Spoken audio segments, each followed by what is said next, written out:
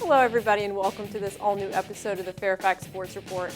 I'm your host, Monica Moore, and we have a great show for you tonight, the second half of our winter preview. And to help me go through everything, I'm delighted to be joined by some of the best sports writers from around the region.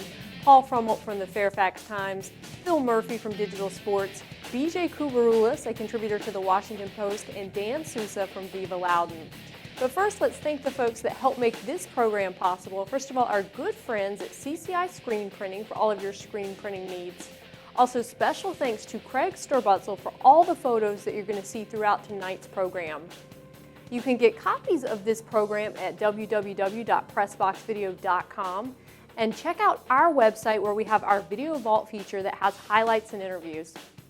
You can become a fan of the Fairfax Sports Network on our Facebook page, and please send us any news, notes, or story ideas that you have. Well, before we jump into everything, first of all, a couple of news and notes from around the region. First of all, congratulations to Madison baseball head coach Mark Jorman, who is the new president of the National High School Baseball Coaches Association. He served as vice president of that organization last year, and of course, over at Madison, he has 2 region titles and the state AAA title in 2002. A fond farewell to Vaughn Lewis, the head coach of the Edison football program. He has announced that he is stepping down. Of course, he won the Division V football championship back in 1986 with Edison, and in the past 10 years, his teams have made it to the playoffs 9 times. Another fond farewell to Eric Henderson, the West Potomac football coach, who's also announced he's stepping down. He's been over at West Potomac for 6 seasons, and his team had a playoff berth back in 2007. Well, speaking of football, of course, the state finals were this past weekend. 2 of the teams in this area were playing. So first of all, let's talk about the Division VI football final. Thomas Dale and Demetric Jackson, their number 12, squaring off against Michael Niebrick and his Lake Braddock Bruins, the battle of the number 12s there you see. And it was Thomas Dale that ended up with the edge, winning the championship, the first for a Central Region team. Huge deal for Thomas Dale and the Central Region, and it was their running game that was the story of the game. But guys, I know you're going to agree with me that while Lake Braddock didn't end up winning the championship, they had a phenomenal season. You can't take anything away from them, and particularly Michael Niebrick, who ended up with over 4,500 total yards, 46 touchdowns, and he had a great cast of characters surrounding him.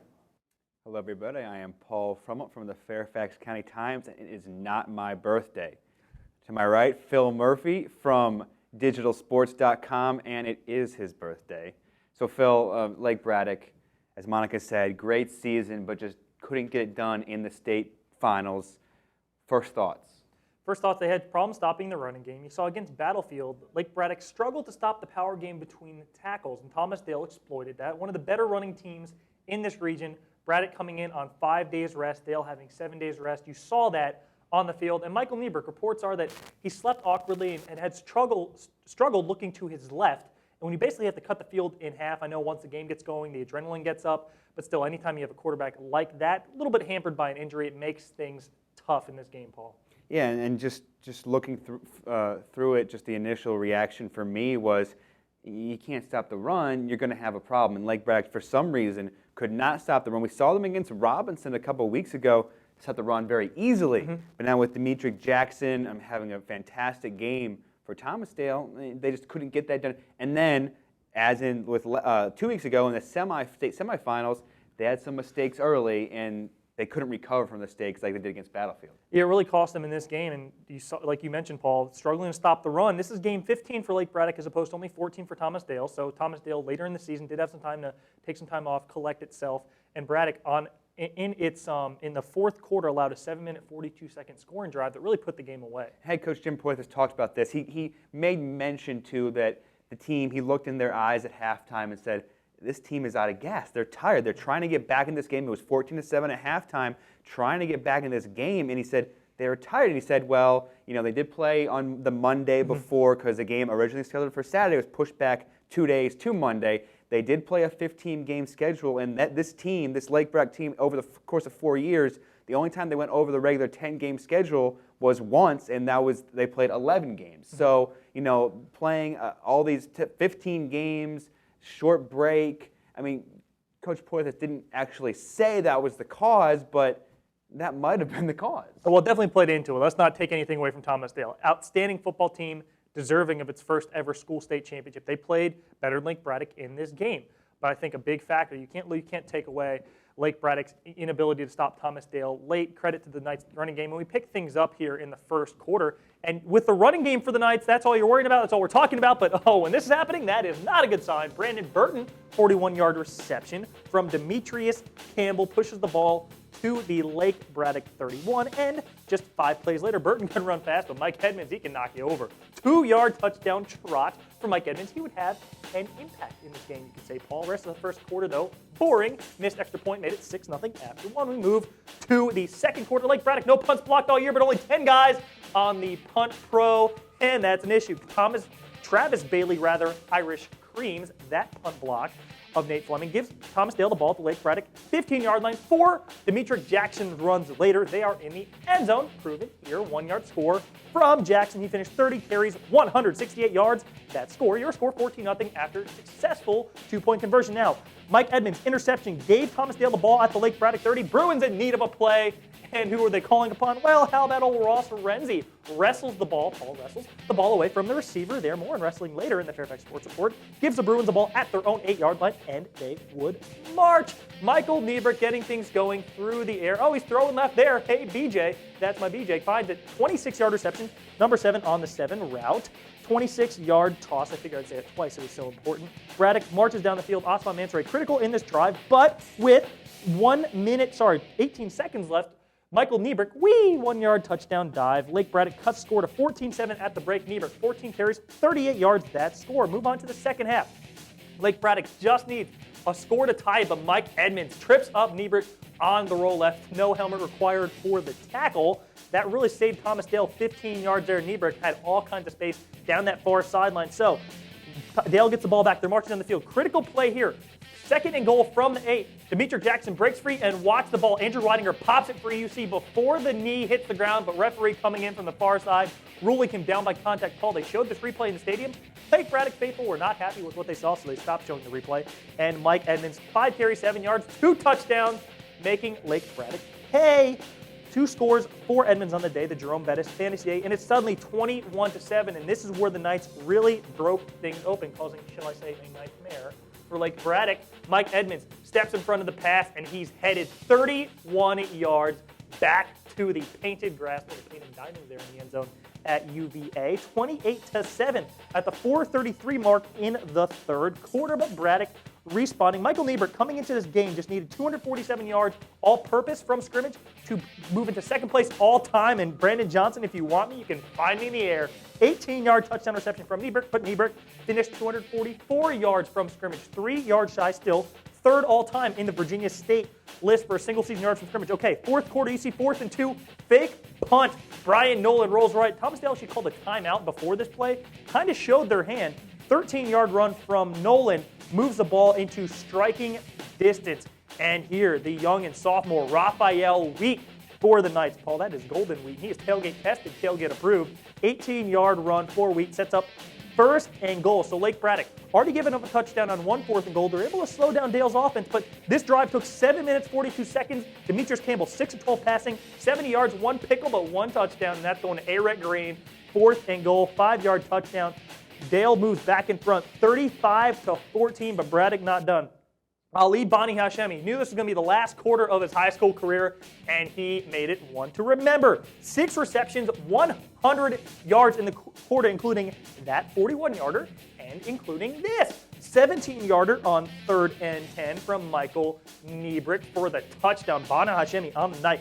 10 catches, 128 yards, and a score. Remember, 100 of that came in the 4th quarter. It's a 2-touchdown game. Braddock forces a 3-and-out. We're thinking possibly a comeback, marching down the field, but Niebuhr going deep. Route is cut off, and Brian Walker catches it for the Knights, securing their first state title ever, getting possession back with 58 seconds left. Thomas Dale, school's been playing football a long time. 2 state final appearances. Lake Braddock, this was their first.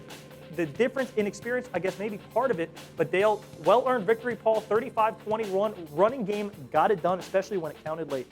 Exactly, and just looking at, just watching as Thomas Dale celebrates first Central Region team since Division 6, since the classification was formed in 1986, was it? Oh, that is a good nugget. I slept on that one. Demetric Jackson, 168 rushing yards. We saw a lot of them in a touchdown. Again, Mike Emmons, 2 rush TDs, 31 yard interception return for a touchdown, and obviously making a big impact on defense. Brandon Johnson, 60 receiving yards. You see Niebrick there just 3 shy of getting the number 2 all-time in the state, but he is number one in AAA. The 2 guys ahead of him were from Single A, both set in 2004. So Niebrick having a great year, and guess what, Phil? How old is he? Michael Niebrick? Yes. 17, I guess? Junior. Oh. He has 1 more year left to play football. Terrible way to ask that question. So many poorly chosen words in that sentence. So I guess closing thoughts on this Lake Braddock season and the end of the football season for Division 6. Well, in this system, in Renner's system, receivers aren't tough to replace. You can find kids that can get open 7 yards from scrimmage. I don't think, now, Rezatar, Johnson, Bonashemi all leaving. Williams is coming back, but I think they'll be able to find replacements, especially with the Quigley twins coming up. Niebrick coming to a senior year, but it's going to be tough to replace the size on that line when you have Phillips and Kolb on bookending the biggest line in the region, and something that was really allowing Niebrick to protect, buy some time when he could, and let him make plays with his feet. So I think that's going to be the key. Can they find the size on the offensive and defensive line to replace the seniors they are losing? Now, guys like Adetunji are coming back, Andrew Whiting are coming back. So there is talent to be coming, and there's that rumor about that transfer coming in from Germany, that they'll be transferring to Lake Braddock. So yes, they will be competitive, but that's, I think, is the key. How well they replace the talent on the offensive line, I think that'll determine where they land in next year's regional picture. I believe Niebrick is one of 6 returning players next year after a senior-heavy team this year. So that is Division 6. We're closing the book on that. Let's go to Division 5, and unfortunately more bad news for the Northern region.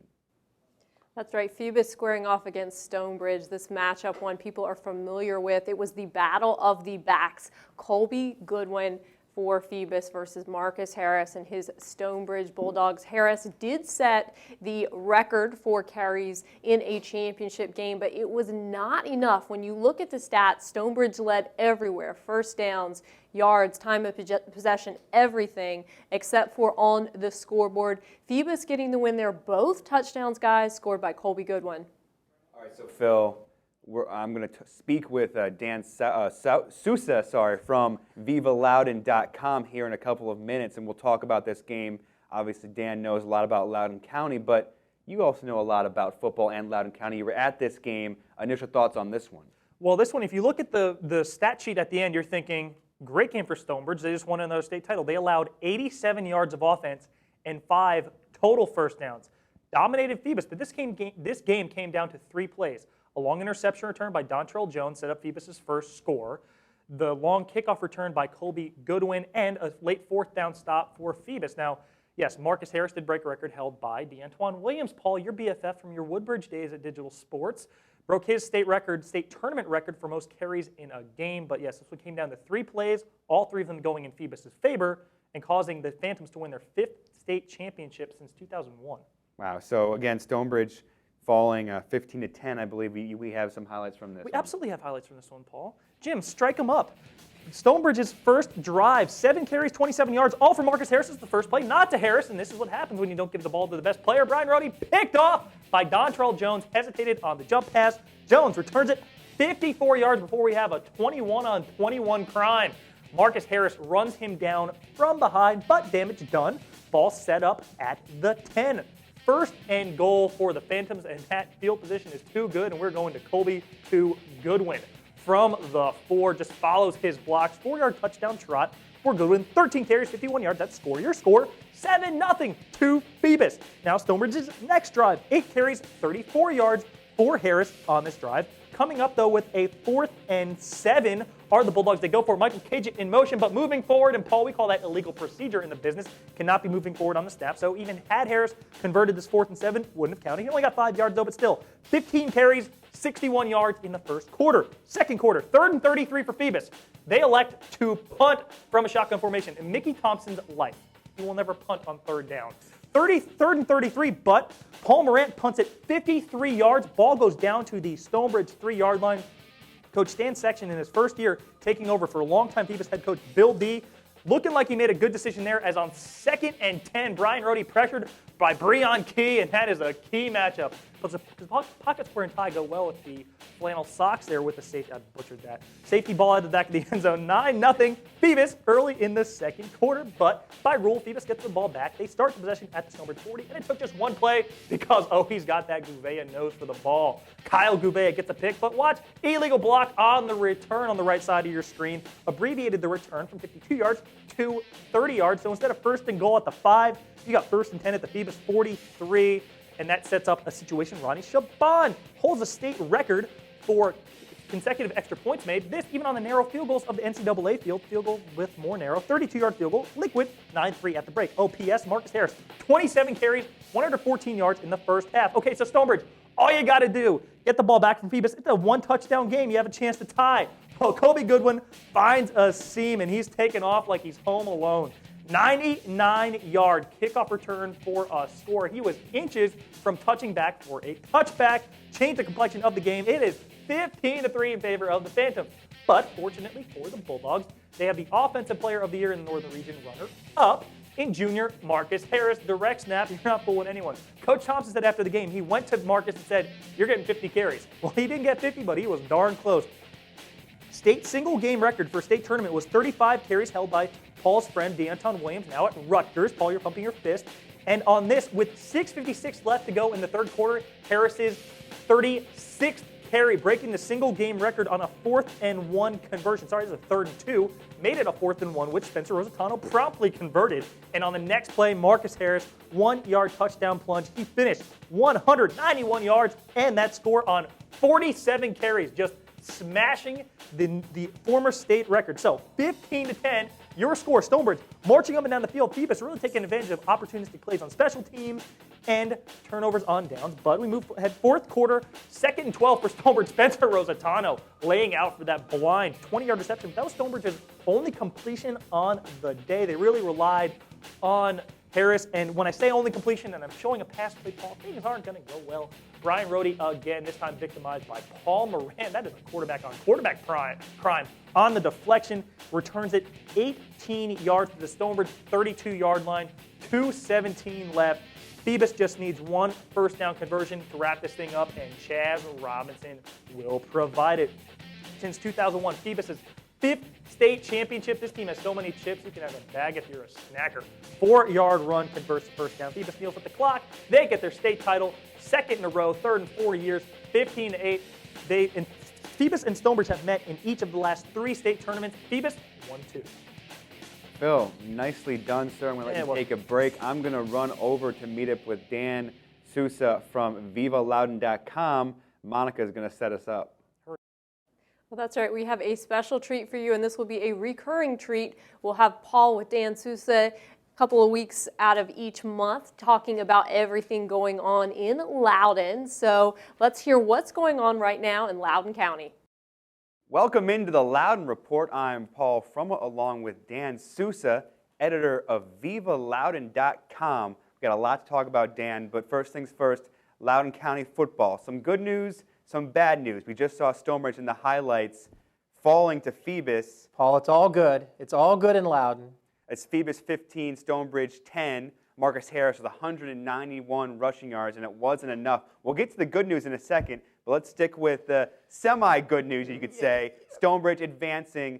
A lot of people didn't think they would advance that far and came real close to a state title. Well, this is an odd year. You know, 05 they went to the state championship and lost. 07 they went and won, and this is 09. So every odd year they make it. And this year nobody expected Stonebridge to be there. They lost 20 starters from last year. This was supposed to be a rebuilding year, but if you say rebuilding to Mickey Thompson, he's liable to do something to you, the Stonebridge coach, so watch out for that. But they took a class that a lot of people had been down on at the school. My son actually is a senior at Stonebridge, full disclosure there. He played freshman football, didn't stick with it, but I watched these seniors that freshman year, and their dedication to the weight room and to the program, the 20-some kids who stuck it out and were seniors this year, got all the way to within one score. They actually outplayed Phoebus at the state championship game, outgained them by almost 3-1. They had so many more first downs than them. Marcus Harris set a state record 47 rushing attempts.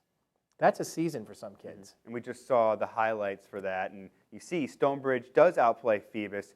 But more good news. Harris and a lot of those kids are coming back. Juniors, almost all the skilled players. Spencer Rossitano, who leads the defense. Kyle Govea, a linebacker, part of the Goveas. Bad news, though, that's the last Govea, right? There won't be any more Goveas as far as we know, unless Mickey has something to say, I guess. But yeah, there's been two brothers Govea there, one who played for the Redskins, and a lot of the kids have been coming through out there. So, but they have a lot of skilled players back.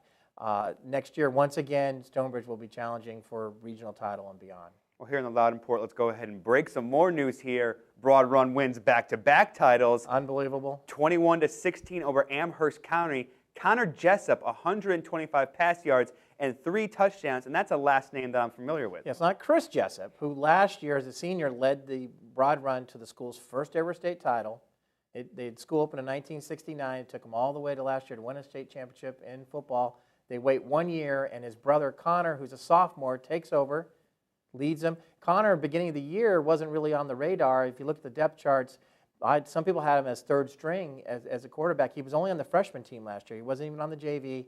Stepped up. The kid wasn't even 15 years old down at Virginia Tech and throws 3 touchdown passes because Broad Run star running back TJ Peeler, who's going to play at Pitt, injured early in that game and couldn't play at all. And let's talk a little more about TJ Peeler, one of the best running backs in this area. We don't get to talk about him much because we're the Fairfax Sports Report, but with the Loudoun Report, we can talk about TJ. Just give viewers kind of idea of how good TJ Peeler is. He's a big back. He's a strong back. Rushed for 2,000-yard range, and he was playing in the game, and as they're in the first half of the game, he also plays on defense. He injured himself, knee injury. We don't know how severe it is. Hopefully, it's not severe. He was on the sidelines afterwards and crutches after halftime. But he's a strong back, and like a Marcus Harris, he hasn't run 47 times in a game, but he was running over 30 times a game as Broad Run made their playoff march. Now, Broad Run has had a great tradition of excellence over the last couple of years. I'm going to throw up a graphic up on the screen. 7 state titles since 2007. See, obviously the softball team, the girls soccer team, and the football team winning those titles, but this is the golden era, as you put it, for Broad Run sports. It really is, and it had been down a little bit because they opened so many high schools in the area. The Stonebridge opening in 2000 took students away from Broad Run. Briar Woods opening in 2005 took students away from Broad Run. So it had been down a little bit, but they've come back, and this 4-year period, these athletes that have come through in all these different programs, and in softball, in soccer, and it's pretty amazing. The boys soccer team made a run last year at states. Their competitive cheer team had 3 years in a row as state runner-up. So, I mean, to have that many titles, the school had only had, I believe, 5 titles in the entire history coming into this run, and now they're up to 12. And now there's going to be a lot of district realignment because Broad Run, a AA school, Stonebridge, a AAA school, so Broad Run winning the Division IV football state title. But maybe at some point in the future, both these football teams could meet? They could meet, and they may be in different regions. Broad Run in a year and a half is going to be promoted to AAA, which is the same level as Stonebridge. Stonebridge will remain at AAA. Stonebridge, for now, the way it's slated, if the VHSL will adopt their plan, will stay in the Liberty District and stay in the northern region. Broad Run will join the Cedar Run and go in the northwest region. So there could be, down the road, a playoff football game between Broad Run and Stonebridge. Even better yet, Mickey Thompson has told me, hey, when they go AAA, we'd like to schedule them on our schedule. And that would be just a great, for Ashburn, for all of Loudoun, what a football game to go watch. Back in 2003, I just read that when Westfield won their first state title and DeMatha was starting their ridiculous run, they started scrimmaging each other before the season to get an idea. They can't, they're not going to play during the regular season, but maybe some scrimmaging. Do you think that might be in the works if they can't get a regular season game scheduled? I think it could be. This year they didn't, but last year they did scrimmage against each other. And it was a big deal because players and parents were still talking about, who do you think won? Who do you think won that? Well, let's jump over into basketball now, Dan, with Freedom. That time of year. Freedom South Riding girls against Loudoun County girls, so a pair of state champions, and Freedom winning 54-47. Well, in Freedom, they won the Division III state title last year. Loudoun County won the Division IV state title. So you have 2 teams from the same district win state titles, which is incredible. Now this year, Freedom has been promoted up to Division IV because of increasing enrollment down in South Riding. So they're in the same division now. And it's always a battle when these 2 teams met. And they met 4 times last year.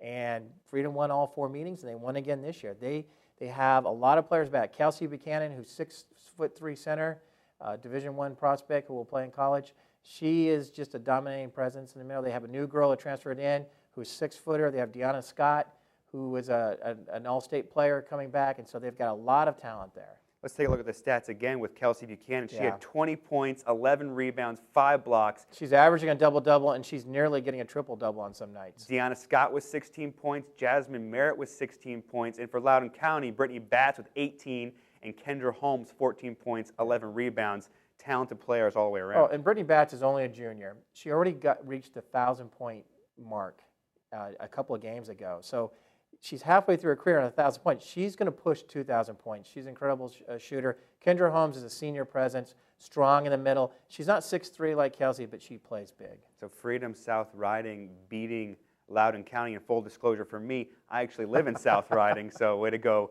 Eagles. But let's just stay with the winter sports, and let's talk about some of these Loudoun County teams we should be looking out for in Northern Virginia. We got the Broad Run boys swimming, Potomac Falls girls swimming, Freedom Wrestling, Stonebridge Gymnastics, and Stonebridge Ice Hockey.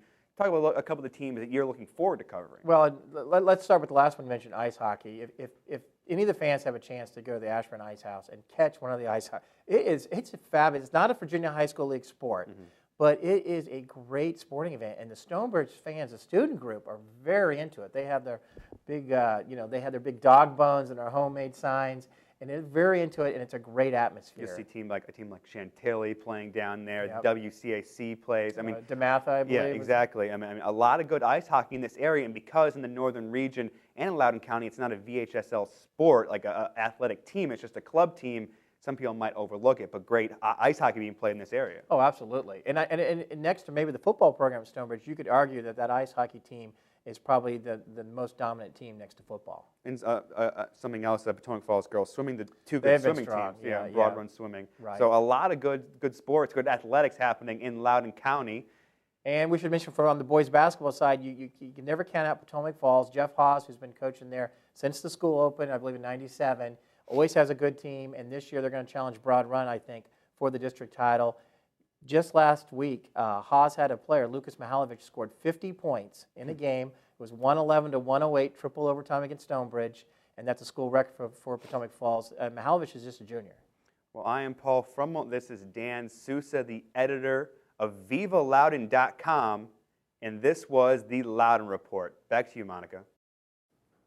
Well, Dan and Paul's preview of some of the top winter sports teams for Loudoun County is a great segue into our wrestling preview for the northern region. We're going to profile some of the wrestlers that are expected to be in the top this year. So first of all, taking a look at this list, Jack Carlson from Chantilly ranked 5th in the state right now. And then also Josh Pike, another wrestler that we want to talk. He's ranked 2nd in the region, state qualifier last year. And Jake Smith made such an impact as a freshman over at Robinson. He won the Concord District, won the Northern Region, was the state runner-up, finished 5-3, so close. So he's certainly one over at Robinson that people have high expectations for, but perhaps the highest expectations for Roman Perryman over at Robinson. 3-time district winner, 2-time region winner. He won the state championship as a freshman, has finished 1st, 2nd, and 3rd. So people certainly interested in where he might finish.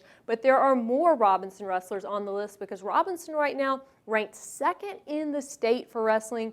Ben Stallings and Wes Jones were both state qualifiers last year. People have very high expectations for this Robinson team.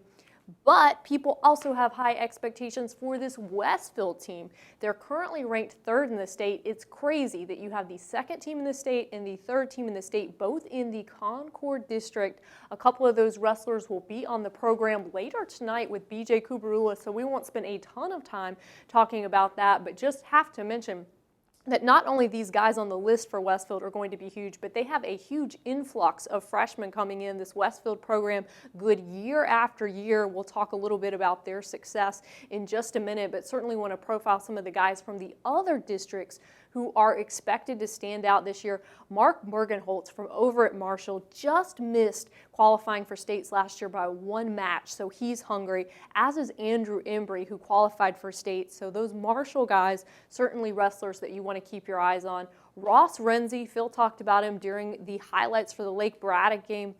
Certainly he was a state qualifier. People have expectations for him and his little brother, Rory Renzi, who has had a great youth wrestling career. He's a freshman over at Lake Braddock. Omar McNasty is a very hard worker. The T.C. Williams coaching staff very excited about him. And then Bob Hauser over at Woodson. I talked about him earlier in the year when he committed to go to Bucknell to wrestle next year. But before that's all said and done, he'll get through his senior season. So those are just some of the top wrestlers from around the region we want to profile. Certainly Hayfield is another school that everyone always talks about. Roy Hill, one of the best coaches in the region. They lost Raymond Borgia to graduation, but they just reload year after year. But we've talked a little bit about Westfield. We want to show you their success, just what the program has put together year after year. They've been phenomenal. And so just take a look at this graphic that shows you in the past 10 years what the Westfield wrestling program has done. Again, people very excited about the Robinson-Westfield matchup. And Paul, I know that you've analyzed these results from the Nova Classic. It's a good opportunity early on to see who the top wrestlers are in the region. It is a good opportunity, and Westfield won the tournament quite easily, almost over 250 points better than Fairfax, the host team. One thing to note, though, Robinson did not send their A team to this tournament. They actually had wrestlers there, but it wasn't their top wrestlers, as we've seen. So Westfield wins big, but in the long run, it doesn't really mean anything because we're looking at Westfield, we're looking at Robinson as the two best teams in this area. We just saw all the wrestlers that Robinson returns. And I had a chance to talk with Austin Fallon and Nick Grinnups earlier, a couple weeks ago, just talking about what they have to prepare for this season. Obviously, Fallon, a returning state champion, Grinnups, a returning region champion, really hungry for a state championship as well. So, Monica, I mean, Westfield and Robinson, I can't wait to actually see them wrestle each other. Well, and they can't wait to wrestle each other either. BJ he's going to get to catch up in the Players Lounge with a couple of the Westfield wrestlers, John Orchard Hayes, Nick Grinnups, and Austin Fallon. Hello, everybody, and welcome into the Players Lounge. I'm BJ Kubarulis. Joining me in studio today are three special guests from the Westfield Wrestling Program. On my immediate left here is Nick Grinnups.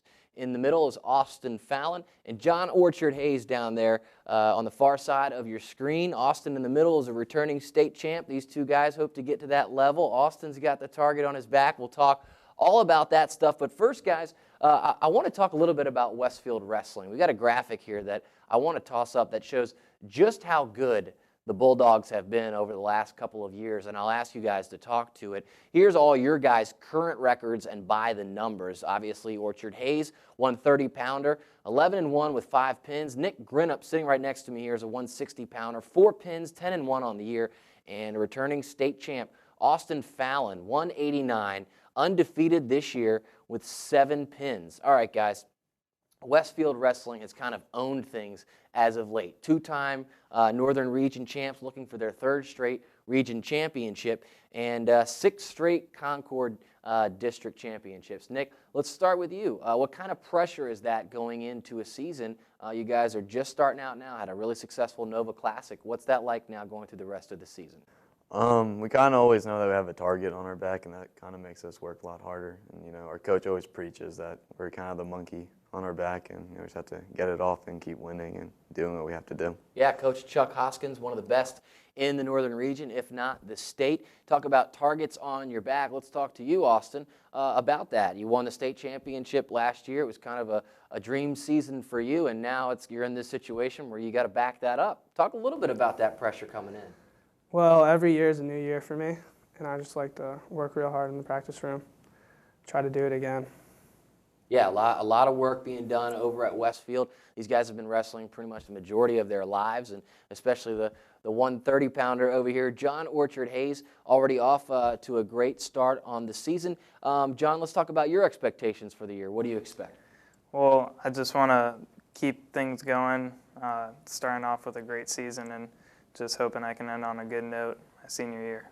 So. Yeah, all 3 seniors here, all from the 2-time Northern Region champion Westfield Bulldogs. Nick, let's go to you. Your older brother had a lot of success, was Westfield's first state champ. Talk a little bit about your relationship with your older brother and how that's helped you become a wrestler at Westfield.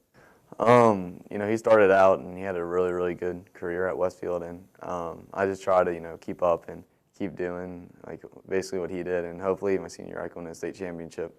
You know, I've been progressing each year better and better, and he's been helping me. You know, he always talks to me and helps me and practices with me. So hopefully I can keep getting better and win that.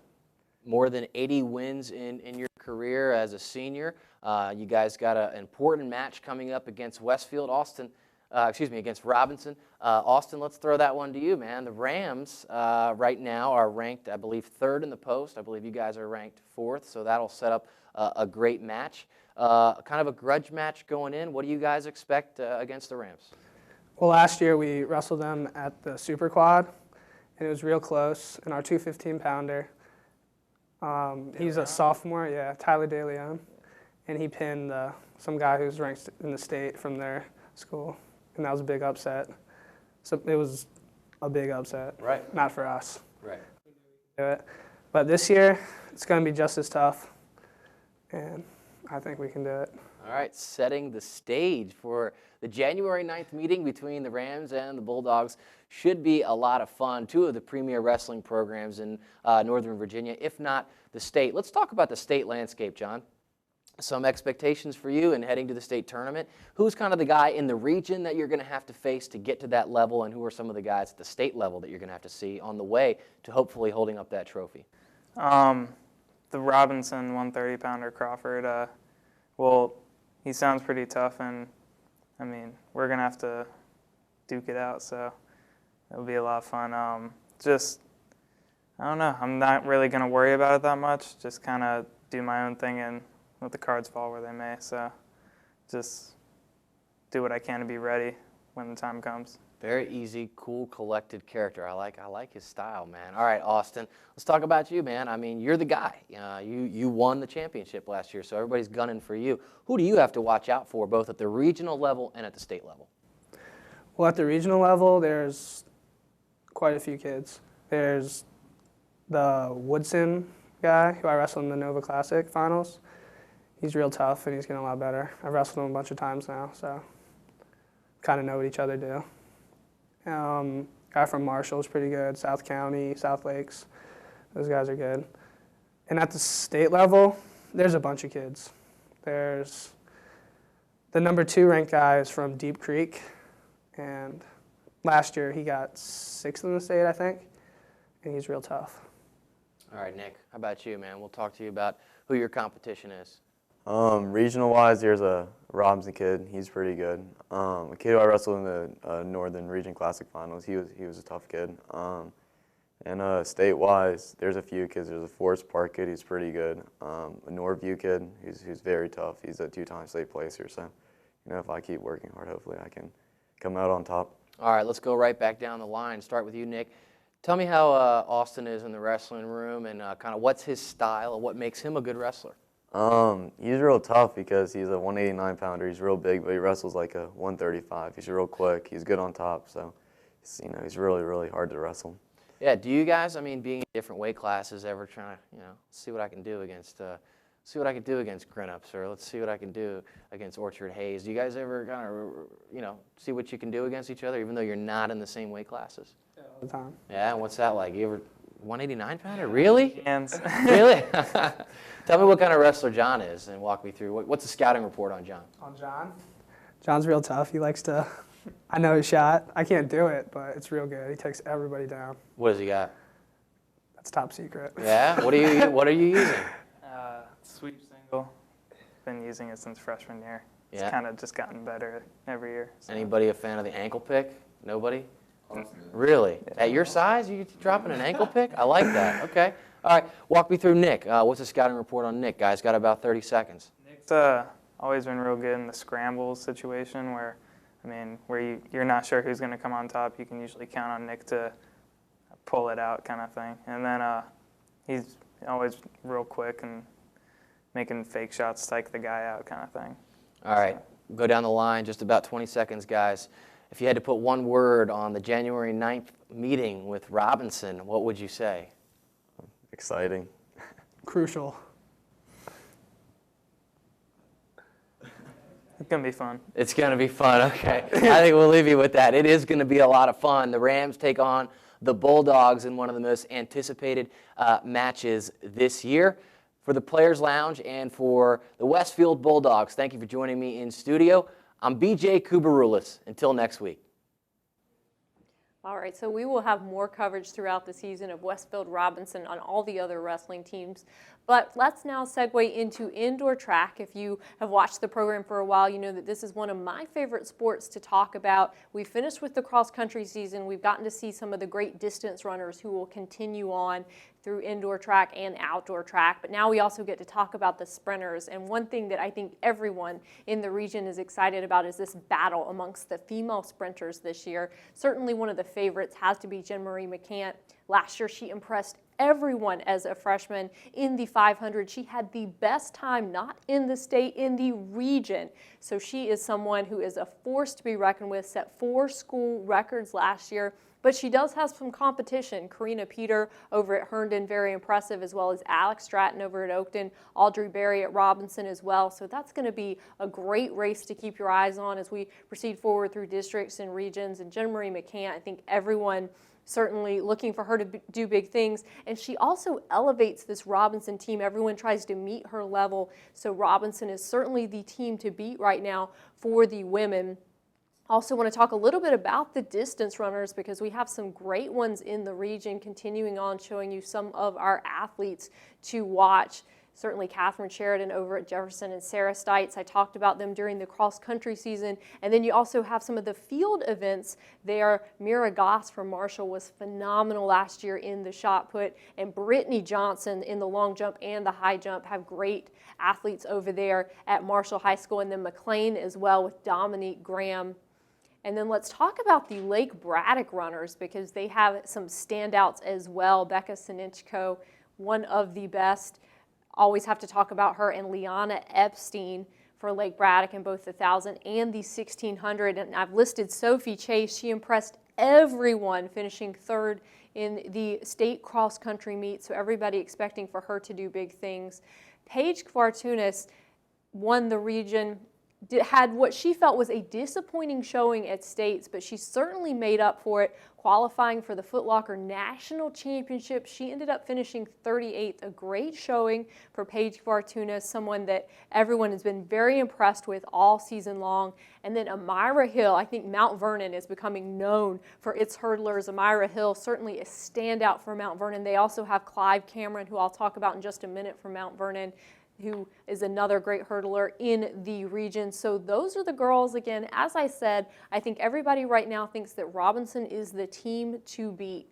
Now let's talk a little bit about the guys, because again, we have some great sprinters, great distance runners, great field event performers. So you see Yazid Zumaya over there for Centerville. He was a standout during the cross-country season, along with Chris Foley, Andrew McCullen, and Patrick Fulgham, all athletes we talked about during the fall. Certainly expect big things out of them in the winter. And then Joey Muzio last year impressed everyone with the high jump. He was an athlete that came up big at the region event. Continuing on, we'll show you some athletes from the other districts in the region. Kevin Dowd and David Ladd over at Fairfax, 2 athletes I'm very excited about. Kevin Dowd also competed in the Foot Locker National Championships, finished 18th in that field, was a great showing for him. And David Ladd is considered to be one of the best sprinters in the region.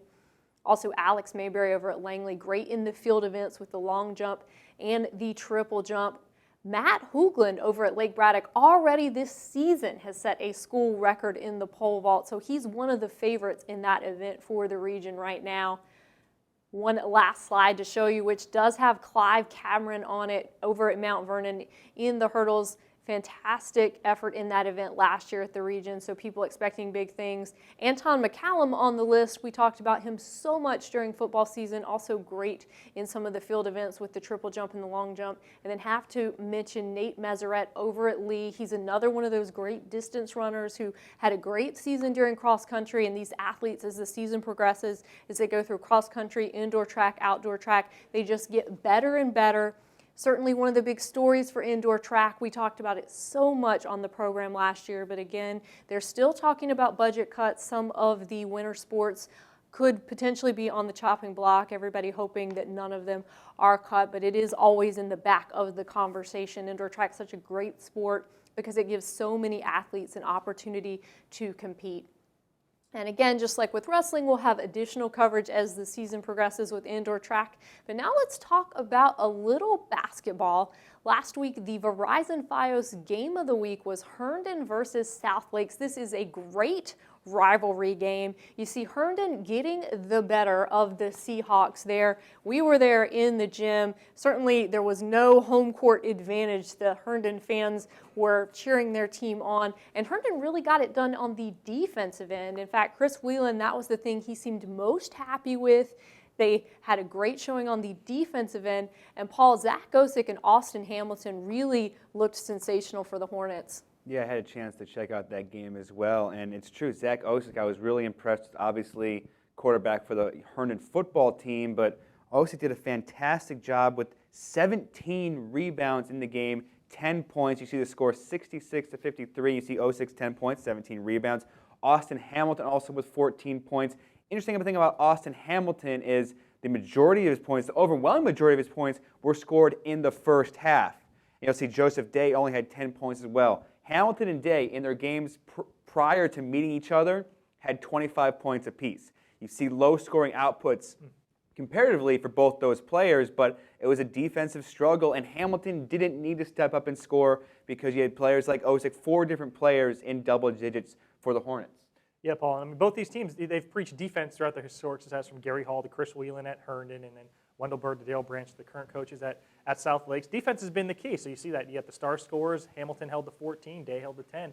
And Herndon gets a win 66-53 and got the offense when it counted, and Zach Osick getting the job done on the boards. Yeah, Herndon, after that game, was 3-0. South Lakes fell to 1-1. Two good teams. This is not a district rivalry, but it's a neighborhood rivalry. They played last Friday. They also play again this Friday at Herndon. So Herndon looking to sweep the season series this Friday, but let's step back to last Thursday actually, and Chantilly had a pretty big game on Thursday. Yeah, huge game against Modern Day from Santa Ana, California. And this is a school that produced DJ Strawberry, a number of current NCAA and NBA stars, including the Ware twins, now North Carolina, the famous freshman twins there at Carolina. And this team, the Monarchs, come in number 10 in the nation on USA Today, number 16 according to ESPN Rise. So talent abounds on the squad. They were the number 1 team in the preseason last year, but 3 guys going to the Pac-10, committed to the Pac-10, UCLA, Cal, Berkeley, and Stanford. But for a team called the Monarchs, they relied on a king this time around. It was Keala King, but first, Chantilly getting things done. This wasn't supposed to be like this. Ball goes inside to John Manning, and 7 feet will do that for you. 13 points for the 7-foot Charger Jr. Chantilly takes an early lead. Now more Chargers later in the quarter. Devin Ballum caught in the corner, dribbles through the pressure, kicks to Keithan Savage wide open for 3. Savage, 13 points in the opening quarter. Chantilly only trails by 2 after 1. Savage there with the hoop and the harm. Darryl Strawberry, you see in the 3rd row, cheering on Chantilly, actually cheering on Modern Day. His son went there. So Chantilly down 2 after 1. Second quarter, all Monarchs, but this is more Savage first, taking it outside to Matt DeWitt. Actually, the second quarter was all Chantilly. I don't know what I'm talking about. That's to DeWitt to quit for 3. Then, on the other side, Devin Ballum really took control of the game, this pace of this game in the first half. Again, this number 10 team in the country, balls outside to Adam Friday, and that put the Chargers up 13 in the first half, again, against the number 10 team in the land with under a minute left. But Modern Day closes the first half on a 7-0 run in the final minute. Savage and Manning lead the floor. Savage for pulled groin, Manning for foul problems. And here's Tyler Lamb, headed to University of California at Los Angeles, also known as UCLA. Your score at the break, 39-33. Lamb finished with 20 points. Third quarter now, Chargers going a little bit of a cold stretch, and that's an issue because Lamb's going the other way. He's got the alley. Keala King's got the layup. Oop. King, 8 of his 12 points came in the third quarter. That cut the lead to 2. Coach Smith's like, yo, I need a 20. We got to talk things over. Well, didn't exactly finish the issue. Friday misses again. This time Lamb running the break. Ball goes to Gary Franklin. Back to King. Look at that, up and under. Gets the roll. King again. That tied the score at 46 with 4 minutes left in the third. Another Chantilly miss. This time King's doing it himself. Yo, the team went from coast to coast, Santa Ana, California to D.C. He can go coast to coast as well. Lays it off the glass underhanded. Chantilly trails 55-52 after 3. Now fourth quarter. You know, when you can scout your opponents on YouTube, this kind of stuff will happen. Gary Franklin, game high, 24 points. He's committed to Cal Berkeley. He is the number 72 prospect in the nation. Tyler Lamb is number 41. Okay, 6-point game. Chantilly has the ball with 3 minutes to go. Now, you think it's over, but Ethan Savage, and he is a savage, drives in the lane again. 21 points for Chantilly. That is a game high. Okay, so Chantilly is down 5. Devin Ballin gets fouled, goes to the line, hits both ends of the 1-and-1, cuts it to 3. 12 seconds to go, and Gary Franklin gets fouled. That is an issue because old Mr. Franklin, up to this point, 11 for 11 from the free throw line. Paul, what would be the worst free throw of the game to miss when you're 11 of 11 with seconds to go, you're up 3? How about the front end of a 1-and-1? Misses that. You see my camera shaking. That's because I was right next to the Charger cheering section. Bad idea on my part, but Chantilly, possession to tie. Ball goes to Matt DeWitt in the corner. Kind of a repeat of the game against Westfield last year, which a shot he hit in a similar situation. This time, Lamb picks his pocket, and Chantilly falls to modern day. You see the score by 3. The rebound to the next night beat Rochelle Iona from New Rochelle, New York, by 13, and then fell to Jesuit Prep of Dallas, Texas. A couple of elite teams. And Paul, when I watched this game, I was talking to people saying, this team's not going to lose a game in the region this year. Well, they did lose a game in the region to Hayfield last week, but Chantilly, they're showing, if they would have had Jake Wiegand, this team, I think you could go ahead and write them off as the regional champs and Concord District champs.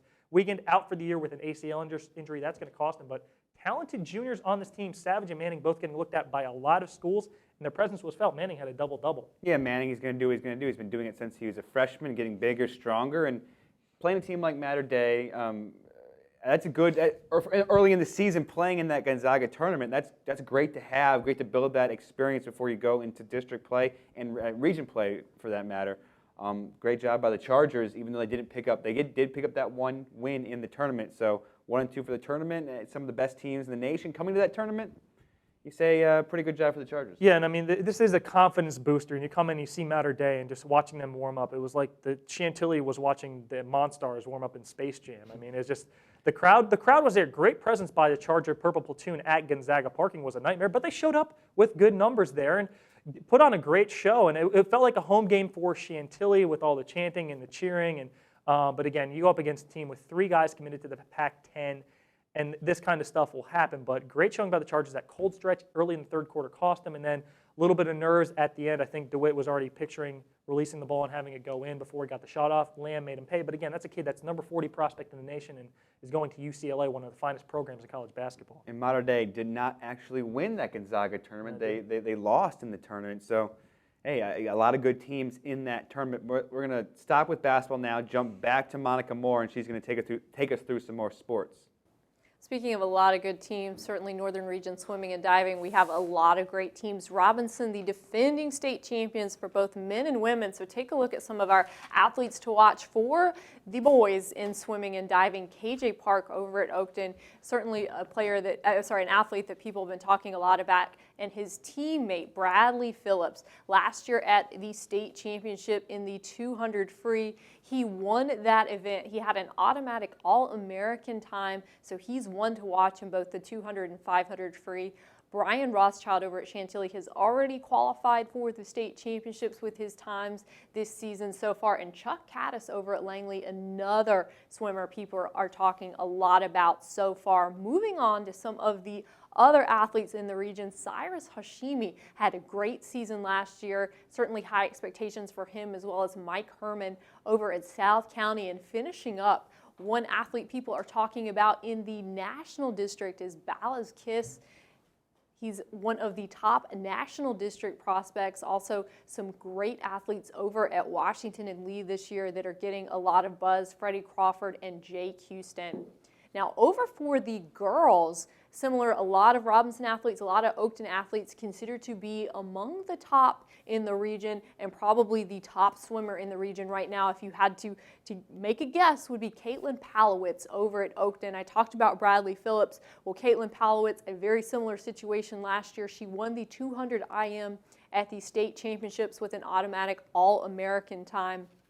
Rachel Canty over at Robinson, a great swimmer for the Robinson Rams, certainly expected to carry on that tradition. Laura Gartrell for the Robinson dive team, Another athlete that people are talking a lot about, and England Barimo, who's not on my list. She's another diver. Robinson has such a great dive program over there, so those are two of the top divers that people have high expectations for.